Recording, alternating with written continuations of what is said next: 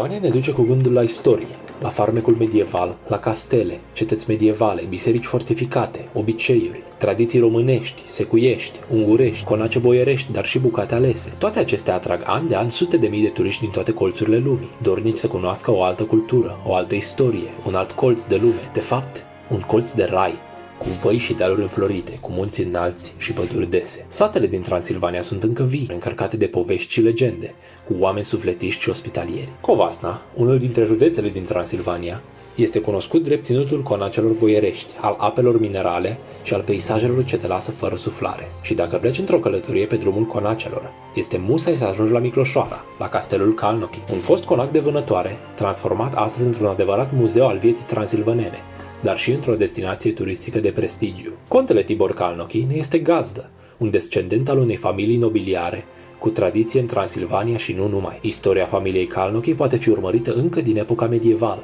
După Revoluție, contele Tibor Calnochi, a 25-a generație din această familie istorică, ce fusese exilată, decide să se stabilească în țară, deși fusese născut în Occident.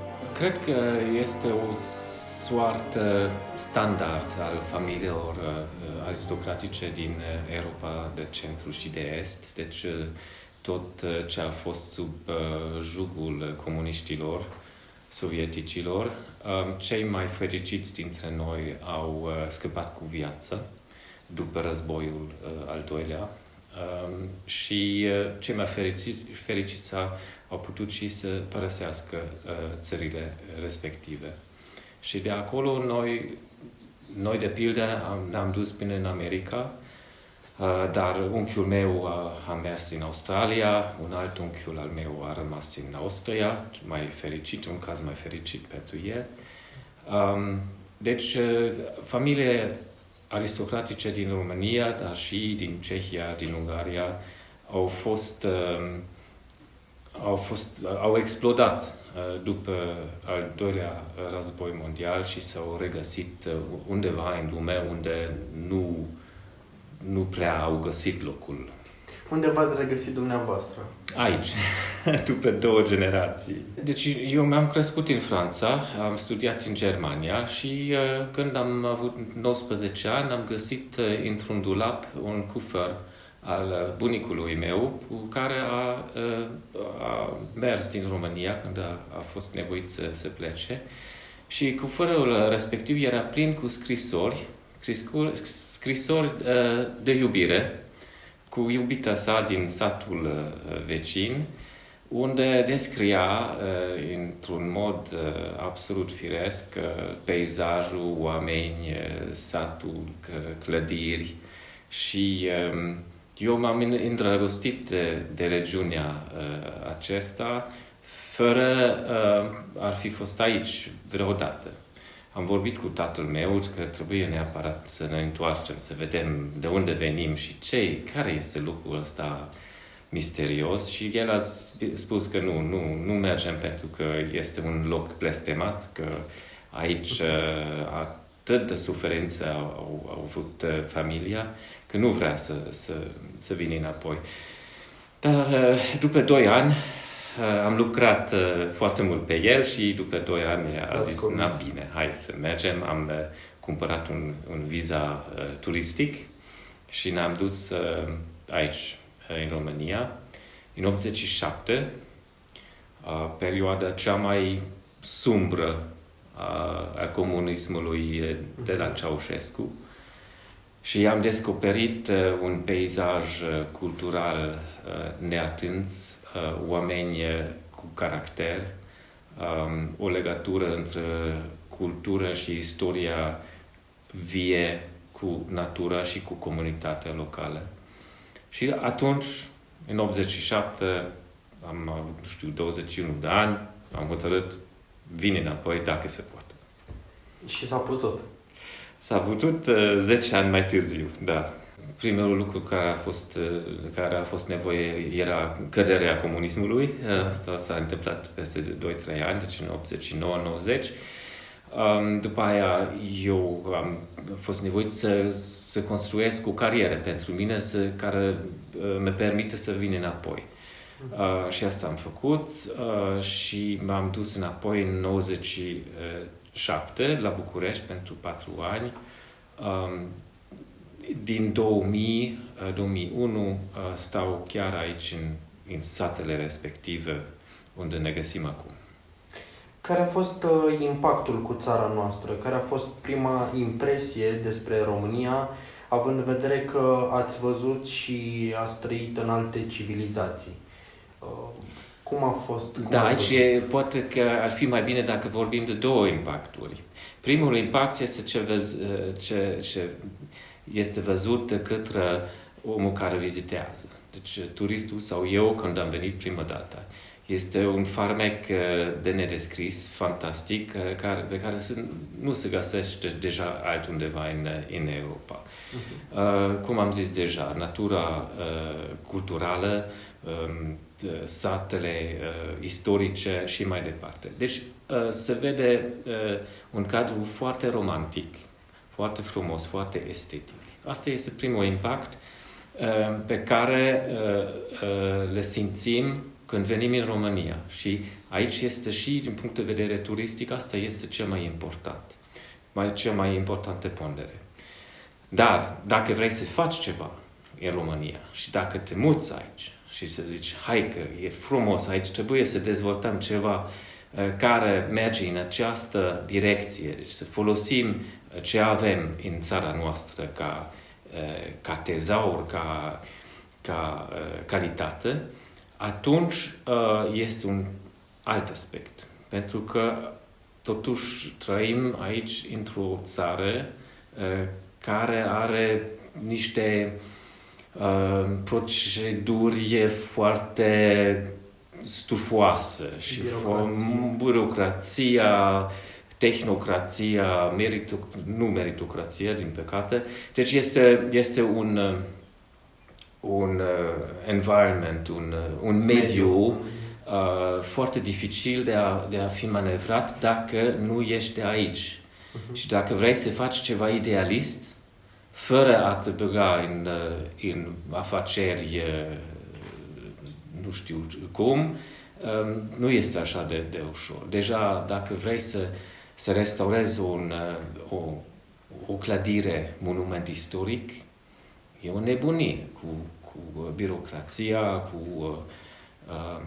cu toate... Foarte multe. Foarte multe, foarte costisitoare, este respins de 10 ori de către autoritățile diverse care au un cuvânt de spus. Deci e foarte, foarte greu. Din punct de vedere asta, e altceva și trebuie să fii cam monomaniac.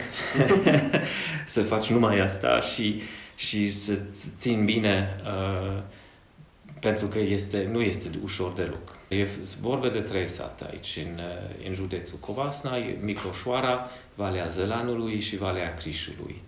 Familia aici a fost împreună cu comunitatea locală de 800 de ani. Deci nu e vorba că a venit un conte.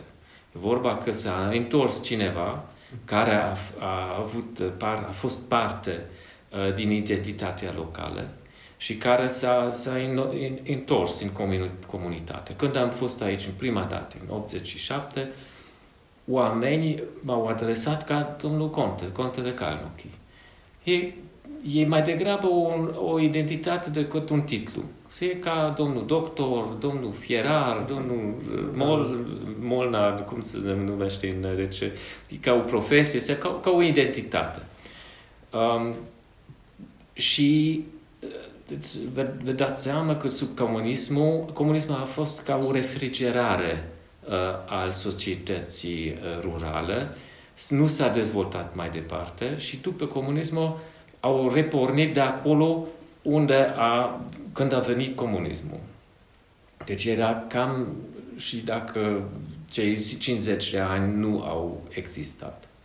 Și noi am reluat legătura cu comunitatea, cu identitatea noastră și, din punct de vedere, este absolut organic și normal să fim Conte Calnochi în această regiune. E mult mai normal aici decât la Londra sau la Paris. Este un titlu care a existat și există, este un titlu istoric, dar Dar pentru mine să aibă un titlu este mai mult legat de regiunea de unde vii, decât ca un simbol social sau așa ceva. Povestea domeniului, și mai ales a castelului de aici, începe în secolul al XVII-lea când, în anul 1648, Calnochi Istvan al III-lea consemnează în jurnalul său ridicarea unei case de piatră în Micloșoara. Casa ajunge din moștenitor în moștenitor în posesia contelui Deineș Calnochi, jude regesc în ultima parte a vieții sale. Destinația principală a fost cea de conac de vânătoare, însă în perioada comunistă este naționalizat și modificat pentru a funcționa drept cămin cultural. Abandonat de autorități, se degradează continuu, ajungând repede într-o stare deplorabilă. Cât de greu a fost acest proces efectiv de restaurare a conacului? La Micloșoara, conacul era un cămin cultural. Înainte de a fi un cămin cultural era sediul CAP-ului sau era și o croitorie, dar când am preluat-o deja era mai mult o ruină decât altceva. Deci era foarte degradat și noi am preluat-o cu fundația mea, crezând că prin casele de oaspeți putem să strângem suficienți de bani pentru a restaura clădirea. Dar s-a adevărat că nu este suficient, trebuie mulți bani pentru o clădire istorică de această amploare și aici am fost nevoit să căutăm bani pe care l-am găsit în sfârșit acum 5-6 ani de la norvegieni. Era un grant norvegian pe care am reușit să-l accesăm și am lucrat foarte, foarte mult, 3 ani de zile, cu încă o dată o birocrație de nedescris și după 3 ani am reușit să dăm viața din nou acestei clădiri. Cine a fost lângă dumneavoastră? Cine a fost și cine este lângă meu? În primul rând, soția cu care lucrăm foarte strâns și avem aceeași estetică, deci avem aceleași păreri. Ea face mai degrabă interiorile din casele. Familia mea, din fericire am 3 fii. Oameni pe care apreciez ce facem noi, de la Prințul Charles până la familia mai departe. Dar să știți că foarte important pentru noi sunt musafirii noștri, vizitatori care vin aici. Este un fel de colaborare. Dacă veniți aici la noi, petreceți ceva timp, veniți la muzeu, luați o cafea la cărciuma vis-a-vis de muzeu sau dacă vă cazați chiar la casele noastre, atunci asta înseamnă că avem o colaborare. Ne susțineți în ce facem noi și ne dați puterea pentru a continua lucrurile noastre. Contele Tibor Calnochi este un cunoscut apropiat al alteței sale regale, Prințul Charles. Îndrăgostit acum de meleagurile transilvanene, moștenitorul coroanei regale a Marii Britanii este astăzi un adevărat ambasador al turismului în România. Prințul Charles a venit aici acum 2 decenii și a văzut ce facem noi aici. Am invitat-o odată și atunci a spus, când a plecat de aici, a spus că ce facem aici e exact ce vrea și el să face. Și el caută un loc, un mic colț de rai pentru el personal și a întrebat dacă putem colabora. Și el mi-a descris locul ideal pe care o are în imaginația lui. Eram la cină, la Micloșoara, aici, în casa de oaspeți, în pivnița. Și cum a descris-o, eu am spus că eu deja am auzit de locul ăsta. Eu cred că cunosc locul din imaginația prințului.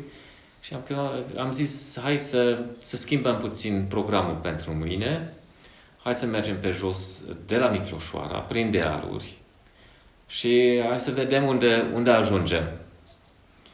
Și am plecat ziua respectivă. Am dus 18 km pe jos, prin dealuri. Am oprit la o stână unde ciobanii ne-au oferit ceva cașcaval. Am mers mai departe și seara la 5-6 seara am ajuns la Valea Zălanului. Am coborât din dealuri la o casă unde el s-a oprit și a zis, asta e exact locul din viselor mele. Și atunci am spus, bine, atunci haideți să începem lucrarea. El a cumpărat casa respectivă, era casa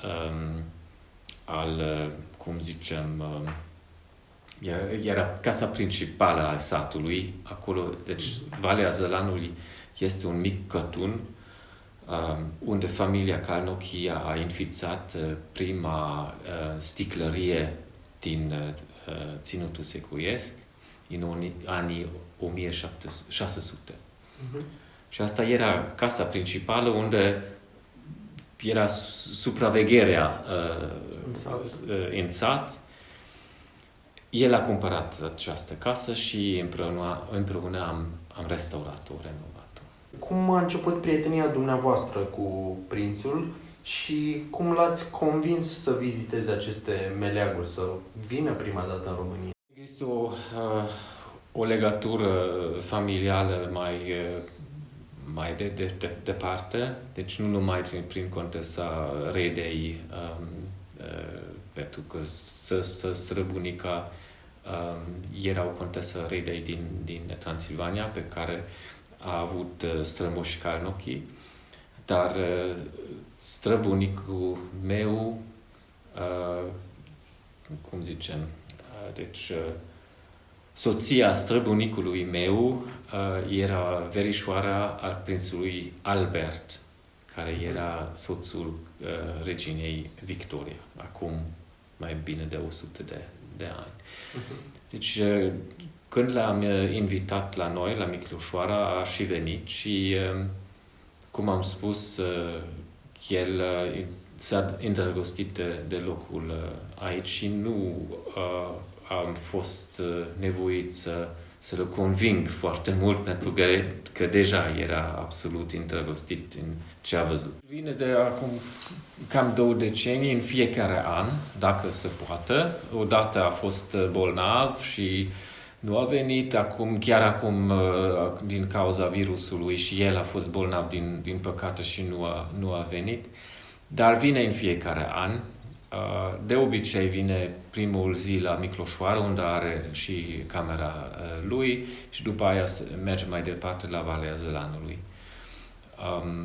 În fiecare an noi ne plimbăm aici pe dealuri între satele Micloșoara, Valea Zălanului și Valea Crișului, sau pe jos sau cu căruță și de aici încă merge la București sau merge la câteva proiecte pe care le susține în regiune. Să vă povestesc câteva storii, să zicem 2 sau 3. Una tipic care descrie atmosfera pe care le găsește aici când vine la noi. Întotdeauna noi ne plimbăm prin dealuri. Și între Micloșoara și Valea Zălanului încă este un sat, Valea Seacă, Aita Seacă. Și deasupra satului este cimitirul, pe un deal. Când vine aici, prințul merge incognito, deci nu se știe cine este și ne umblăm așa prin dealuri și prin satele. Și am mers spre Aita Seacă. Nu am văzut că pe deal este un cimitir, că nu se vede de jos. Ne-am plimbat acolo și nu știam că sus pe deal era o înmormântare și că acolo era tot satul adunat cu corul bărbătesc din sat. Și când am ajuns acolo, odată, ca venind din cer, a început corul bărbătesc, care se afla la 20 de metri de la noi, dar pe deal. Și ne aflând într-un câmp pe un deal, am auzit acest cântec așa de frumos și așa de emoționant, că ne-am oprit și nu am știut ce se întâmplă acum. Și a fost așa de emoționant și așa de frumos, venind din nu se știe unde, că prințul a fost așa de emoționat că, mergând la București o zi mai târziu, a povestit și la domnul președinte și la domnul prim-ministru ce s-a întâmplat pe deal, pe câmpul, și ca pe ingeri, așa se zice. Deci era o emoție puternică. Era, ceva supranatural, deci era foarte frumos. Dar ceva mai haios, nu știu dacă se poate povesti așa. Știți că vine, de câteva ori, vine și cu elicopter din București și trebuie să ateriseze într-un câmp. Și înainte de a veni elicopterul, era o vacă care trecea pe acolo și a văzut câmpul cu iarbă foarte verde și a mers acolo și s-a postat exact pe locul unde trebuia să ateriseze elicopter. Și am mâncat iarbă. Vine elicopterul și pe pământ jos era o securitate, deci agenții de pază, și s-au dus 6 sau 8 agenți de pază pe vacă și au început să mobilizeze vaca, să tragă de acolo. Deasupra era helicopterul care aștepta posibilitatea de a aterisa și prințul a văzut totul de sus. Ce se întâmplă? S-a durat cam, 3-4 minute până când soția mea, noi așteptam jos. Soția mea, într-o cămașă albă, a pornit spre vacă și vaca atunci a dat o fugă, luând cu ea toți agenții de pază care au căzut și am prins tot pe film. Helicopterul a aterisat și din elicopter a venit un prinț zâmbând așa cu un zâmbet mare. Au venit mai mulți din familie, dar nu așa de cunoscuți, verișorii lui. Dintre cei mai cunoscuți au venit fiul lui Harry, odată acum 8 ani, 2012. William a încercat să vină înainte de nunta lui, dar nu a funcționat din punct de vedere logistic, nu s-a putut rezolva. Deci vine, dar cred că mai degrabă el este așa de îndrăgostit cu România. Eu sper foarte mult că nepotul lui, George, va fi interesat, pentru că cred că el a moștenit de iubirea naturii mai degrabă.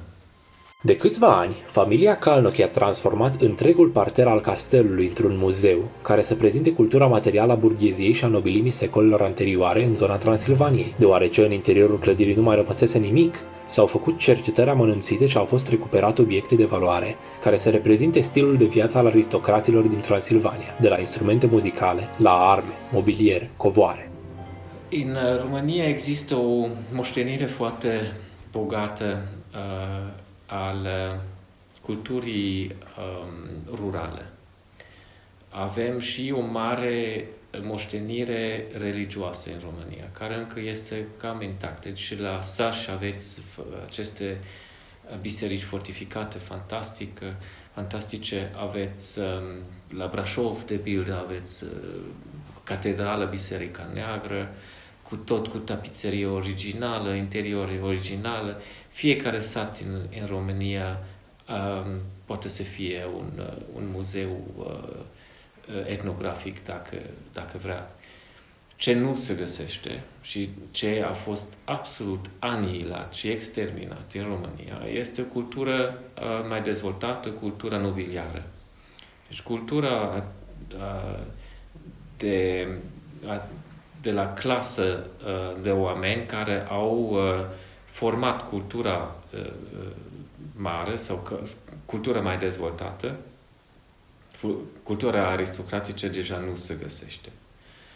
Interior, deci conacele, castelele au fost sau distrus sau neglijați. Foarte mulți dintre ei sunt acum ruine și niciuna nu se găsește un interior așa cum a fost 100, 200, 300 de ani. Noi ne-am gândit că dacă renovăm un castel de astfel, nu este un loc potrivit pentru a face încă un muzeu etnografic. Și ne-am zis că hai să arătăm mai bine viața cum a fost acum 100-200 de ani într-un castel. Și asta am vrut să facem. În fiecare sală se găsește un mobilier puțin mai diferit, deci diferite stiluri. Aici este un stil Biedermeier, deci începutul anilor 1800.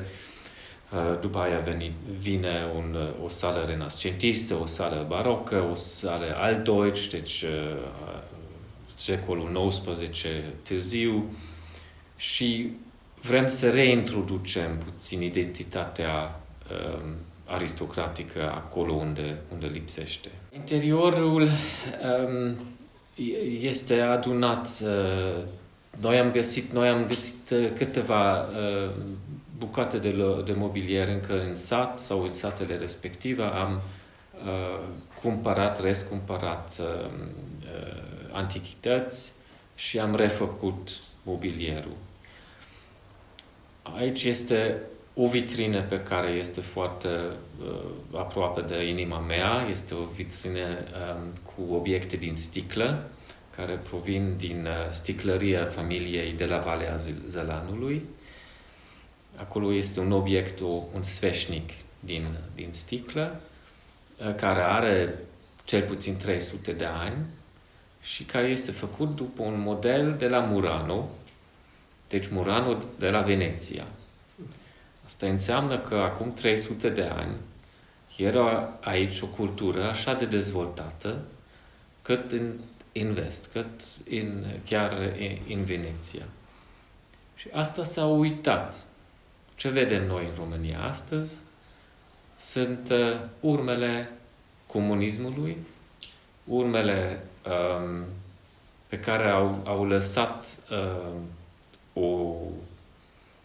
un regim distrugător. Nu știm că acum 300 de ani era deja o cultură foarte dezvoltată.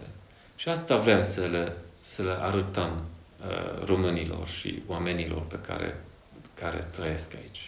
Am adunat obiectele cam 3 ani de zile, am făcut cercetări, am vorbit cu oameni, am dat și anunțuri și am adunat acum tot ce găsiți aici. În pivnița încă sunt 4 colțuri pe care am făcut în sala cavalerilor. Pentru că suntem în Transilvania, trebuie să avem și colțuri de diferite etnie. Și acolo este un colț săsesc, un colț secuiesc, un colț român și un colț al soției mele. După dumneavoastră, cine duce tradiția mai departe? Da, cine îl duce mai departe, întotdeauna este o chestie foarte importantă pentru o dinastie deci familială.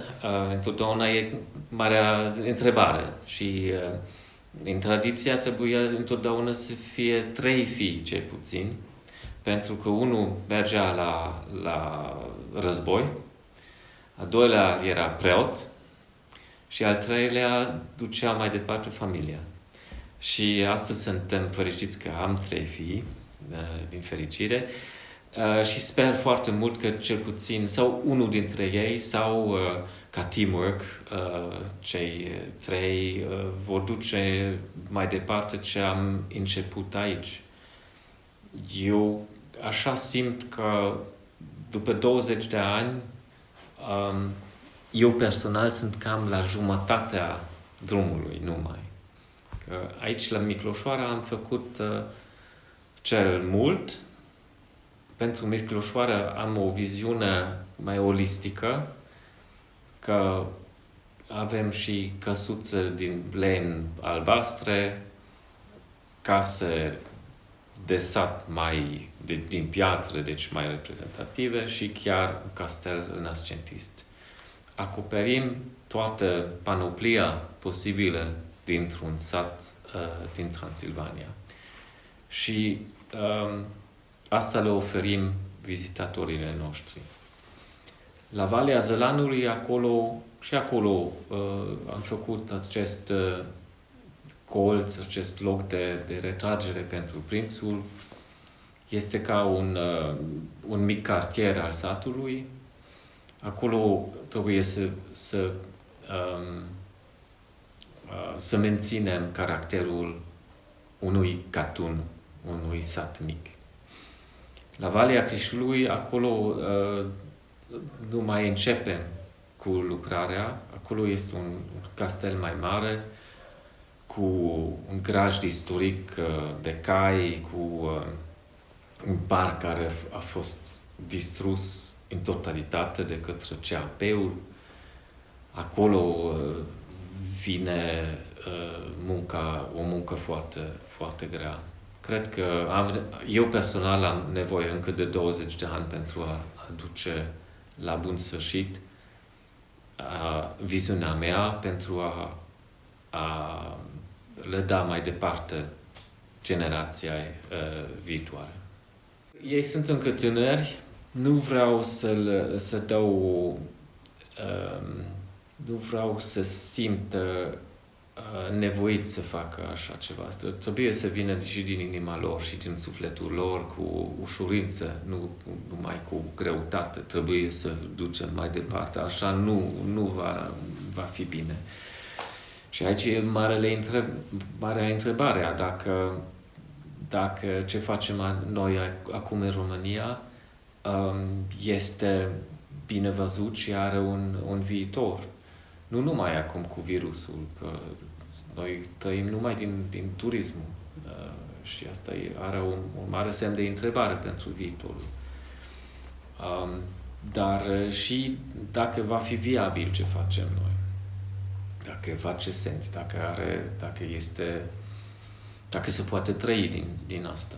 Domeniul Kalnoky, Muzeul Vieții Transilvanene, Castelul, Stone Pub, un mic magazin cu produse locale și tradiționale sunt deschise astăzi publicului larg, iar ospitalitatea gazdelor este pe măsură. Turiștii se pot caza în casele tradiționale, cu miros de fân și mobilier autentic, pot degusta preparatele gospodinelor și pot lua parte la diferite activități meșteșugărești, pot vizita stânele și poienele spectaculoase. Nopțile magice, petrecute la foc de tabără, dezvăluie povești aparte. Până acum, vizitatorii noștri au fost din străinătate.